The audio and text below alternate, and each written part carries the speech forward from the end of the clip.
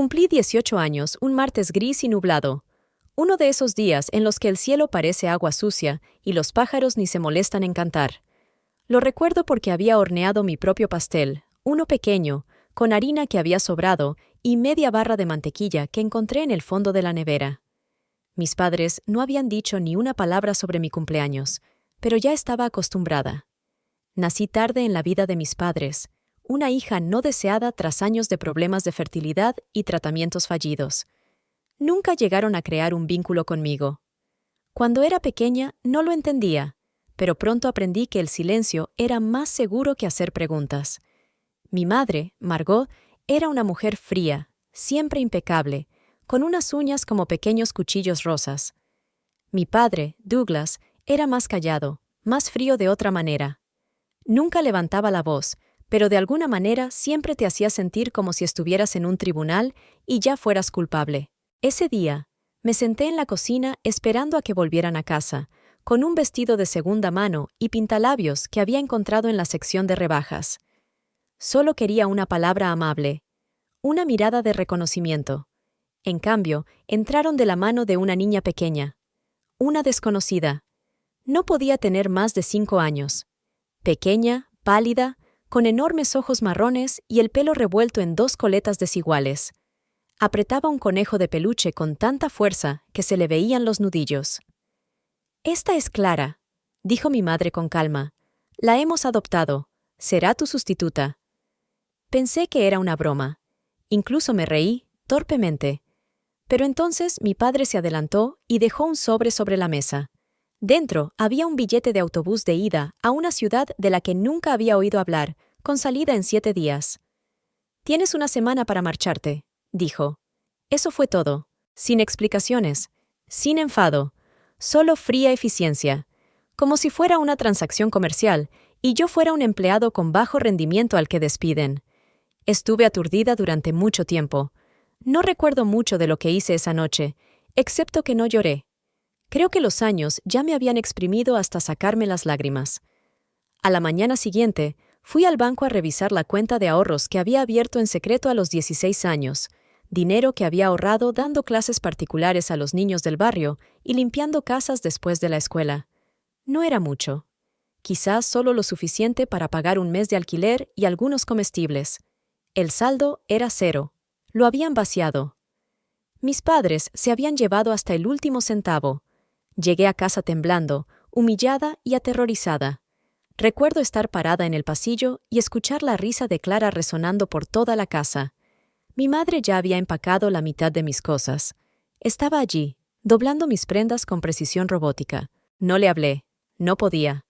Esa noche dormí en el suelo de mi habitación, no por rebeldía, sino porque mi cama ya no estaba. Probablemente la habían vendido. En las horas tranquilas antes del amanecer, empecé a hacer planes. No iba a suplicar, no iba a gritar, iba a desaparecer en 7 días, como me habían pedido. Pero cuando me fuera, me lo llevaría todo, no solo su dinero, todo. Al segundo día dejé de llorar por dentro. Hay un momento, quizás solo llega después de haberlo perdido todo, en el que tu corazón simplemente se congela. Dejas de esperar bondad, dejas de esperar ayuda. Algo se endurece en tu interior y ese endurecimiento te sostiene. Pasé la mañana en la biblioteca. No porque tuviera un plan, todavía no, sino porque hacía calor y nadie hacía preguntas. Saqué un cuaderno de la mesa común y empecé a escribir todo lo que sabía sobre mis padres. No cosas superficiales, sino cosas reales. ¿Dónde tenían la cuenta bancaria? Los nombres de los clientes de mi padre. Los archivos que guardaba bajo llave en su estudio. El código de la caja fuerte que él creía que yo no sabía. Douglas era asesor financiero. Se ocupaba de patrimonios, fideicomisos y carteras de jubilación para gente que no quería pensar en el dinero, pero que tenía mucho. Eso significaba nombres, contraseñas, vulnerabilidades ocultas. Había oído demasiadas cosas a lo largo de los años. Margot era la cara visible. Organizaba pequeñas veladas con vino y queso, sonreía como una política, y siempre, actuaba como si yo no fuera suya. Mentía con facilidad a la gente sobre mí. Nuestra sobrina me llamó una vez cuando bajé durante una de sus reuniones del club de lectura. Tenía 15 años. Nunca lo había olvidado. Habían construido una vida basada en las apariencias, pero yo conocía las grietas. Cuando llegué a casa esa tarde, me aseguré de no hacer ruido. Clara estaba jugando en el salón con unos juguetes nuevos. Margot estaba al teléfono, hablando en voz baja, con su tono agradable y ensayado. No, se irá en unos días. Sí, está todo arreglado. No le hemos dicho nada del fondo, por supuesto. Legalmente todavía tiene derecho, pero... Bueno, estoy segura de que no tendrá los recursos para impugnarlo. Esa palabra se me quedó grabada en la cabeza. Fondo. Salí sigilosamente por la puerta y no volví hasta después del anochecer. Esa noche dormí en la estación de autobuses. Hacía frío, pero no tanto como en la casa. A primeras horas de la mañana empecé a hacer una lista. Un plan real. Día 1. Supervivencia. Día 2. Información. Día 3. Acceso. Día 4. Aislamiento. Día 5. Exposición. Día 6. Ejecución. Día 7. Desaparición. Aún no sabía cómo iba a suceder todo, pero tenía la estructura. Al tercer día me acerqué a alguien a quien no había visto desde que éramos niños. El señor Faulkner, el viejo conserje de mi escuela primaria. Ahora regentaba una casa de empeños, un pequeño local abarrotado que olía a óxido y aceite de limón. Cuando tenía 10 años, limpiaba su aula todas las tardes para pagar las multas de la biblioteca y evitar volver a casa demasiado pronto. Era uno de los pocos adultos que me había tratado como si importara. Al principio no me reconoció. Supongo que había cambiado más de lo que pensaba, pero cuando lo hizo, su rostro se suavizó de una manera que me hizo sentir un nudo en la garganta. Le conté una versión de la verdad. No todo, pero lo suficiente para que supiera que necesitaba ayuda, un lugar donde sentarme, pensar y tal vez usar su ordenador. Me ofreció la silla polvorienta que había detrás del mostrador, me sirvió una taza de té y me dijo: ¿Planeas desaparecer o hacer que alguien desee haberlo hecho? No respondí. Él asintió lentamente. Lo imaginaba. No preguntó más. En su trastienda comencé el trabajo de verdad. Comprobé el banco que utilizaba mi padre. Volví a iniciar sesión en mi cuenta. Seguía sin haber nada. Pero también comprobé las cuentas conjuntas, utilizando los datos de acceso que había adivinado hacía tiempo a partir de unas notas adhesivas que había dejado descuidadamente en la encimera de la cocina. Fue entonces cuando lo encontré, la cuenta fiduciaria familiar, la que se había abierto cuando nací, la que mi madre había mencionado, pensando que no la escuchaba.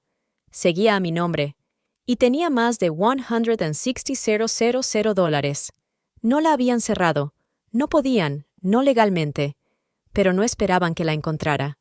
Ese fue su primer error. El cuarto día fue para acceder a ella. Si quería hacer un daño de verdad, no podía quedarme en la superficie.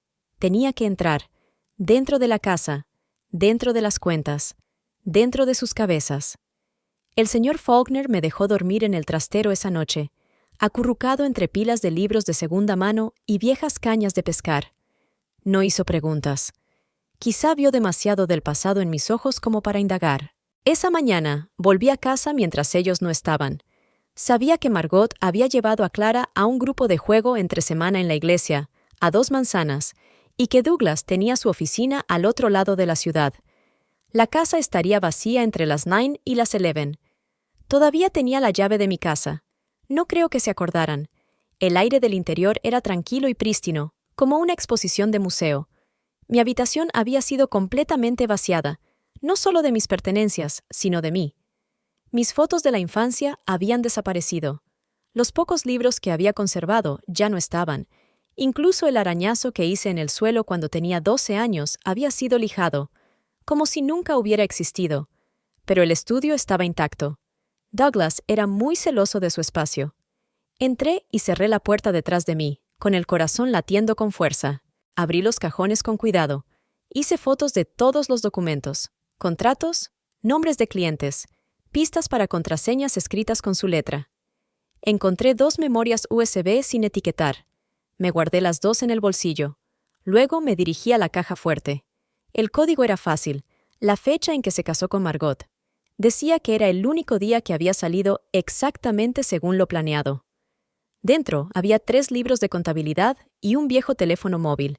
No toqué los libros, todavía no. Pero el teléfono, Eso era extraño. Todavía funcionaba. Solo tenía 6 números.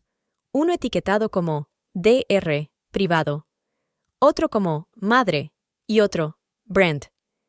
Hice fotos de cada pantalla. Al salir, pasé por la habitación de Clara. Antes era la mía. El papel pintado era diferente. Ahora era de color amarillo pálido con pequeñas nubes blancas. Ya la estaban preparando para su historia. Entonces me di cuenta de que Clara no era una hija para ellos.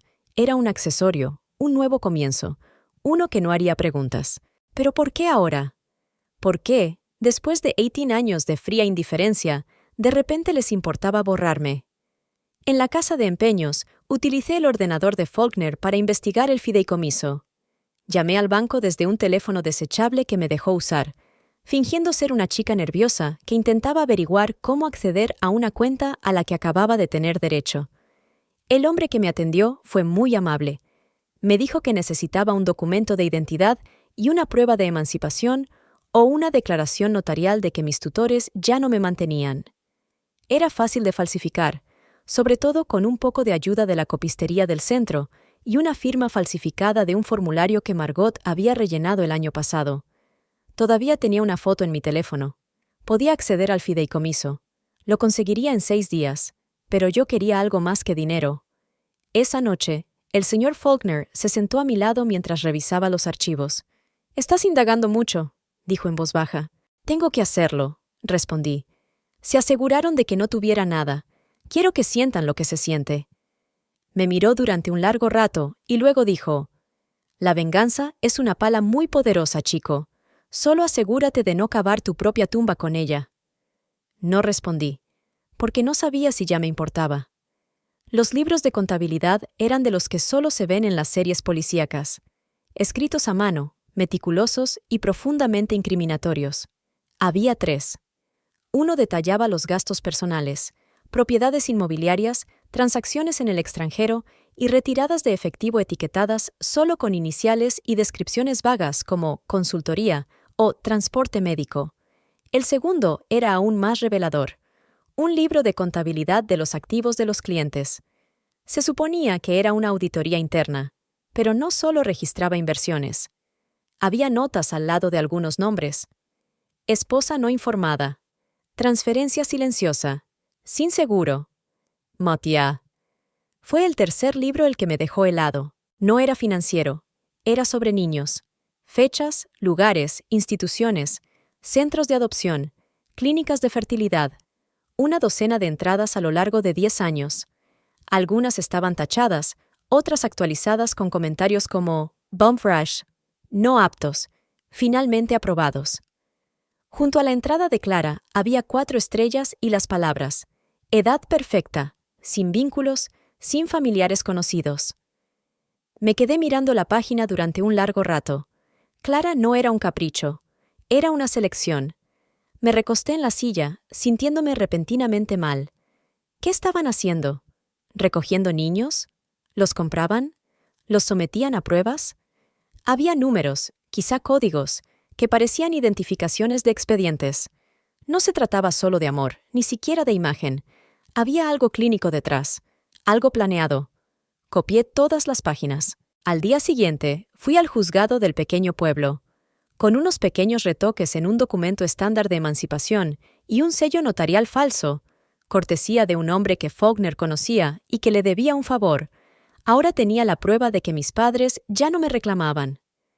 Lo envié por fax al banco. El fideicomiso estaría disponible a la mañana siguiente. Esa noche, sentado en la oscuridad de la casa de empeños, volví a hojear el viejo teléfono desechable. DR, privado. Probé el número.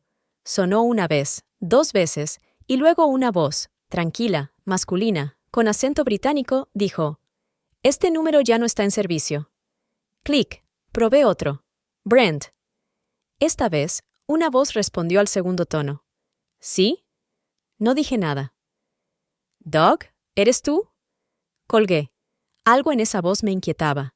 Era demasiado informal, demasiado segura. Examiné más detenidamente las memorias USB. Una tenía archivos encriptados. La otra tenía carpetas con fotos, algunas que databan de 2009. Todas eran de niños. Fotos de grupo. Primeros planos individuales. A algunos los reconocí del libro de contabilidad. Algunos estaban en hospitales, otros en lo que parecían hogares de acogida. Uno tenía una etiqueta con un nombre. Lucy, caso 734. No se trataba solo de la crueldad de mi familia. Era algo más grande. Esa noche, el señor Faulkner entró para ver cómo estaba. «Parece que has visto un fantasma», me dijo, dejando una taza de sopa a mi lado. «Creo que mis padres están involucrados en algo malo, ilegal, quizás peor». No se inmutó. Simplemente se sentó a mi lado y me dijo: «Entonces, cuando lo quemes todo, asegúrate de que no haya forma de que puedan resurgir de las cenizas». Lo miré durante un largo rato. «¿Alguna vez has hecho algo así?», le pregunté. «No, pero he visto a demasiada gente marcharse porque tenían demasiado miedo de luchar». «Yo no tengo miedo». «Lo sé», dijo. «Eso es lo que me da miedo». El dinero llegó a mi cuenta a las 8:32 de la mañana del sexto día. Me quedé mirando la pantalla de la casa de empeños de Faulkner. Los números parecían irreales. Era como si fuera la vida de otra persona. Alguien que tenía poder. Transferí una parte del dinero a una cuenta nueva que había creado con otro nombre, por precaución, por si mis padres intentaban revertir la transferencia. El resto lo dejé ahí, sin tocar. No porque no lo quisiera, sino porque lo necesitaba como cebo. No quería simplemente cogerlo. Quería que me vieran cogerlo. Quería que lo sintieran. Esa tarde, seguí a Clara y Margot hasta el centro comunitario donde Margot hacía voluntariado los miércoles, trabajo benéfico, como ella lo llamaba, aunque en realidad lo utilizaba para ganarse elogios.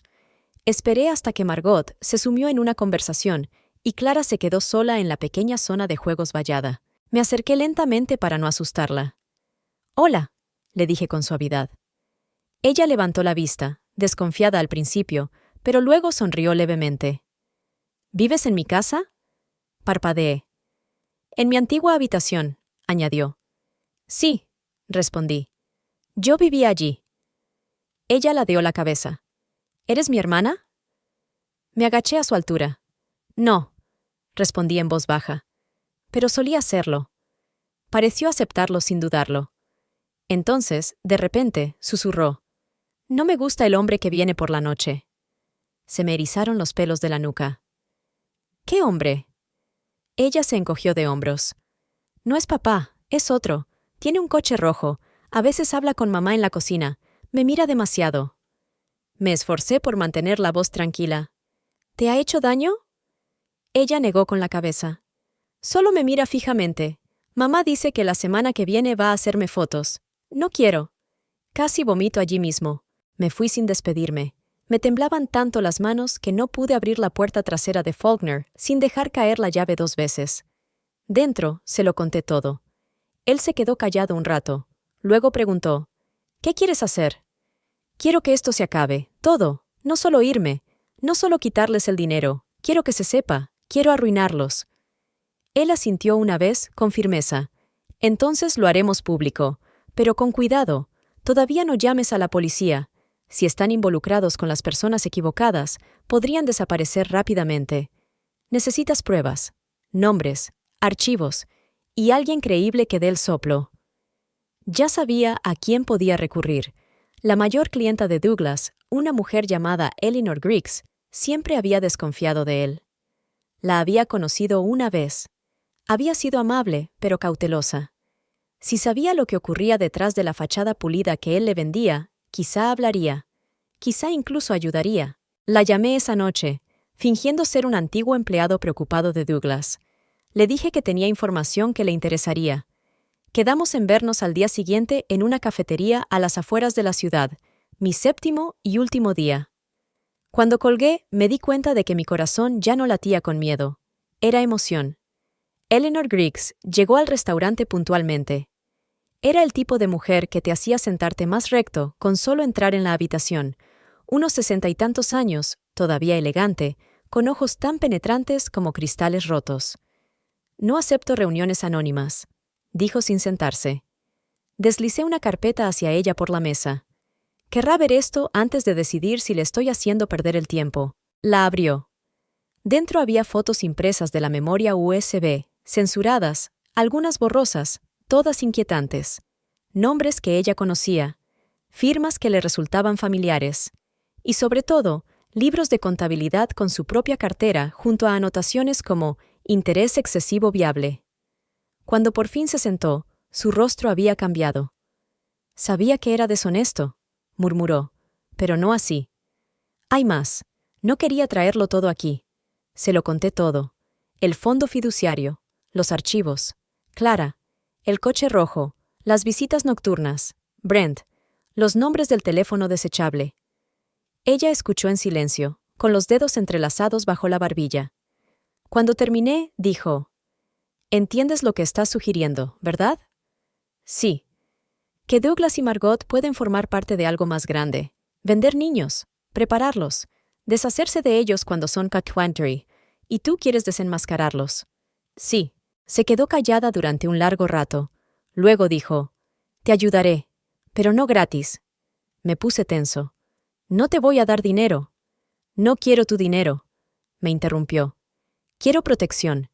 Si esta red existe y yo pongo mi nombre en ella, necesito seguridad. Tú eres joven e invisible. Esa es tu ventaja. Buscaré un abogado en quien confíe, alguien fuera de esta ciudad. Tú le darás las pruebas. Cuando sea el momento adecuado, lo haré público. Pero necesito tu palabra de que esto no es una venganza personal, que se trata de detenerlo». Asentí lentamente. Empezó siendo personal, pero ya no lo es. «Bien», dijo ella. «Entonces quemémoslos a todos». Esa noche, volví a la tienda de Faulkner para preparar la pieza final. Había que trasladar a Clara. Ahora sabía que Margot no era solo complaciente. Estaba dirigiendo las cosas. El coche rojo pertenecía a Brent, cuyo nombre completo era Brent R. Landon, antiguo contratista privado, despedido hacía 3 años por conducta cuestionable. Tenía vínculos con otras 2 chicas que figuraban en el registro de adopciones. Esperé fuera de la casa hasta pasada la medianoche. El coche de Brent no estaba allí. Entré por la parte de atrás. La cerradura no había cambiado. Fui directamente a la habitación de Clara. Estaba despierta, sentada en la cama, abrazando a su conejo. «¿Vamos a ir a algún sitio?», preguntó, con un susurro tranquilo. «Sí», respondí, «a un lugar seguro». No preparé nada. Solo la envolví en una manta y la saqué de allí. No dijo ni una palabra. El señor Faulkner ya había despejado un espacio en su apartamento del piso de arriba. Había acogido a niños durante décadas, antes de que su enfermedad cardíaca se lo impidiera. Clara se instaló sin oponer resistencia. Ni siquiera lloró. Eso me dijo todo lo que necesitaba saber. A la mañana siguiente, Eleanor llamó. «El abogado está listo. Trae todo». Había llegado el 7º día. Esa noche desaparecería. Pero no sin antes destruir a las personas que pensaban que no era nada. El despacho del abogado estaba en un edificio de ladrillo anodino junto a la autopista, de esos que pasas 100 veces sin fijarte en ellos. Se llamaba Simon Dell. Tenía unos 40 y tantos años, era un tipo estudioso, con el aire distraído de alguien acostumbrado a tratar con gente demasiado importante como para esperar. Pero cuando me estrechó la mano, me miró fijamente a los ojos. «He revisado el material», dijo sin preámbulos. «Tienes algo real y peligroso. ¿Es suficiente? ¿Legalmente? ¿Con lo que Eleanor puede confirmar y lo que tú has documentado?» «Sí, pero no confundas la ley con la justicia. Si tus padres están involucrados en algo organizado, alguien intentará silenciar esto». Se recostó en su silla y abrió una carpeta de cartón. Dentro había 2 juegos de documentos. 1. Seguimos la vía legal. Lenta, formal, controlada. Las autoridades se encargan. Tú testificas, probablemente en público. Corres el riesgo de convertirte en un objetivo. 2. Actuamos de forma anónima. Lo soltamos todo. Medios de comunicación, internet, filtraciones encriptadas. Más caótico, pero más seguro para ti y más difícil de detener. Miré ambos juegos de documentos. «¿Qué pasa conmigo?», dudó. «De cualquier manera, tu vida tal y como la conoces terminará». «Creo que eso ya ha pasado». Asintió con la cabeza. «Entonces elige cómo quieres que termine para ellos». Señalé la segunda opción. «Yo desaparezco. Ellos no». Esa tarde, Simon me explicó los pasos a seguir. una subida segura a varios medios de comunicación, una copia de seguridad física enviada a un periodista de investigación en quien Eleanor confiaba, los documentos encriptados y almacenados en el extranjero, una carta adjunta a cada juego, escrita de mi puño y letra, explicando la verdad sin nombrarme. El nombre de Clara no aparecía por ningún lado. El plan estaba en marcha. Al anochecer, fui a despedirme de Clara. Estaba acurrucada en una manta en el sofá de Faulkner, viendo dibujos animados. Cuando me vio, no sonrió. Solo me miró con esa inquietante calma que lo sabía todo. ¿Me quedo aquí?, preguntó. Por un tiempo. ¿Volverás? Dudé. Luego dije lo que me hubiera gustado que alguien me hubiera dicho cuando tenía su edad. Aunque no vuelva, estarás a salvo, y serás amada. Ella asintió con la cabeza, como si entendiera más de lo que debía. El señor Faulkner me acompañó a la puerta. Nos quedamos bajo la luz del porche, en silencio. «Puedo llevarte a la estación de autobuses», dijo. «Tengo quien me lleve», respondí. Me miró fijamente. «No estarás huyendo de esto, ¿verdad?» «No, estoy saliendo de su escenario». Me puso algo en la mano, una llave. «Es una taquilla en la estación de tren. Dentro hay un pasaporte, dinero y un teléfono. Desaparece y no vuelvas a aparecer». Entonces lo abracé con fuerza. Al principio no me devolvió el abrazo, pero luego lo hizo, y con más fuerza de la que esperaba. «Tú no eres como ellos», me dijo al oído. «No lo olvides nunca». Mientras me alejaba, sentí cómo las primeras lágrimas reales me picaban en los ojos. No era dolor, era liberación. La noticia se publicó 2 días después. Estaba sentado en una habitación de un motel barato a 2 estados de distancia cuando salió en las noticias. Primero fue un informe anónimo de un blog de investigación especializado. Luego se difundió más, la radio local, luego los medios regionales. Al tercer día, los titulares nacionales. Asesor financiero vinculado a una investigación sobre tráfico de niños. Acusaciones de adopciones falsificadas y explotación financiera. No me nombraron. Nombraron a Douglas. Aparecieron fotos de él y Margot sonriendo junto a Clara, con los brazos alrededor de ella como padres orgullosos. Esas imágenes se empalmaron con hojas de cálculo, expedientes de niños y transferencias al extranjero. El mundo de mi padre se desmoronó de la noche a la mañana, y luego empeoró. Varias familias dieron un paso al frente, familias que habían trabajado con Douglas, que habían confiado en él para gestionar adopciones especiales bajo mano. Algunas alegaron ignorancia, otras no tanto. Resultó que la red no terminaba con mis padres. Había intermediarios, médicos, abogados que habían firmado colocaciones que nunca deberían haber pasado los controles de antecedentes. Se rompió como hielo fino. Margot intentó hacerse la inocente al principio. Afirmó que no tenía ni idea, pero los correos electrónicos filtrados decían lo contrario. Las notas escritas de su puño y letra coincidían con las entradas del libro de contabilidad. Su voz, grabada en una llamada con Brent, el mismo hombre que había mencionado Clara, salió a la luz 3 días después de los primeros informes. No iban a salir de esta. Al 6º día, el FBI se involucró. No lo celebré. Ni siquiera sonreí. En cambio, cambié de hotel. Cambié de teléfono. Observé desde la distancia. Dividí el fondo fiduciario en varias cuentas. Una la usé con moderación, lo suficiente para moteles baratos, billetes de autobús y teléfonos desechables.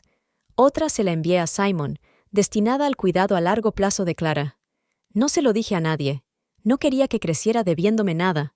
Solo quería que estuviera a salvo. El señor Faulkner envió un mensaje a través de Eleanor. «Está bien, dibuja todos los días. Ahora come tortitas». Casi me rompe el corazón. Seguí adelante. Siempre de noche. Siempre con cuidado. Una pequeña ciudad con menos de 2,000 habitantes se convirtió en mi nuevo hogar. Usaba el nombre Mara. Alquilé una habitación encima de una panadería, lavaba platos a cambio de dinero en efectivo y mantenía la cabeza gacha. Nadie hacía preguntas y yo no daba respuestas. Una mañana, mientras barría las migas de una mesa, una mujer que estaba en el mostrador me dijo: «Parece que has estado corriendo». No me inmuté. Solo sonreí y respondí: «Quizás solo haya parado». Pero por la noche me lo preguntaba. No si merecía la pena, eso estaba claro, sino si alguna vez dejaría de mirar por encima del hombro. La justicia tenía un precio. No traía consigo el cierre, traía consigo la soledad. Aún así, cuando me acostaba a dormir, sabía una cosa: nunca volverían a hacer daño a nadie. Y eso era suficiente por ahora. Tardaron 3 semanas en arrestar a Douglas. Estaba en un hotel cerca de la frontera estatal, con un nombre falso y un pasaporte que no era suyo. Las autoridades lo encontraron con 2 teléfonos, un ordenador portátil desechable y casi $90,000 en efectivo. No opuso resistencia. Apenas dijo una palabra. Según los informes, solo preguntó si habían encontrado a la chica. No sabían si se refería a Clara o a mí. Margot aguantó más tiempo. Se hizo la víctima. Habló con los periodistas con un tono ensayado. Afirmó que había sido manipulada por su marido. Afirmó que solo quería ayudar a los niños. Pero ya había salido a la luz demasiada información. Su voz en esas grabaciones, sus notas en los libros de contabilidad, la correspondencia por correo electrónico entre ella y Brent. Un mes después fue acusada. El juicio fue noticia en todo el país. Ya no se trataba solo de mí. Otras víctimas dieron un paso al frente. Padres que habían perdido la custodia a través de rescates de adopción turbios. Niños que eran trasladados de un hogar a otro como si fueran propiedad. Expedientes médicos falsificados. Un centro de acogida en otro estado fue cerrado por completo después de que una de las memorias USB fuera rastreada hasta su director. Douglas se declaró culpable para evitar una cadena perpetua. Le condenaron a 28 años. Margot luchó. Perdió. 18 años sin libertad condicional. No vi nada en directo. Leí las transcripciones, las noticias, pero nunca vi ni un solo programa. No lo necesitaba. Yo ya los había condenado. Clara se quedó con Faulkner. Oficialmente, él era su tutor. Extraoficialmente, Eleanor se aseguró de que nada pudiera tocarlos, ni económica ni legalmente. Clara se matriculó en la escuela con un nuevo apellido. Un dibujo de un conejo que había hecho estaba pegado en la nevera de Faulkner. No hablaba mucho de lo que había pasado antes, pero ahora sonreía más. A veces reía. Eso era suficiente. En cuanto a mí, seguí adelante. Nunca me quedaba más de unos meses en un sitio. Usaba nombres diferentes, pagaba en efectivo, vivía en rincones tranquilos del país. No necesitaba mucho, solo silencio, solo espacio. Algunas noches caminaba hasta el amanecer. Otras, me quedaba despierta preguntándome qué tipo de persona habría sido si me hubieran querido, si me hubieran conservado, si no me hubieran dado un billete de autobús y una fecha límite como si fuera un error que por fin estaban corrigiendo. Pero esos pensamientos siempre acababan igual. Había sobrevivido. No me había convertido en ellos. Y me aseguré de que no pudieran volver a hacerlo. Eso tenía que significar algo. Quizás no perdón, quizás no paz, pero algo. Una mañana recibí una carta, sin remitente. Solo había un dibujo dentro, hecho con lápices de colores en papel de impresora. Un conejo, morado y dorado, con la palabra seguro escrita debajo en letras mayúsculas torcidas. No lloré, pero sonreí. Lo doblé con cuidado y lo guardé en una pequeña caja de metal que llevaba conmigo, no porque necesitara aferrarme al pasado, sino porque necesitaba recordar lo que había salido de él. No dinero, no venganza, una vida salvada, una voz recuperada, un comienzo, y tal vez, solo tal vez, el comienzo de la mía.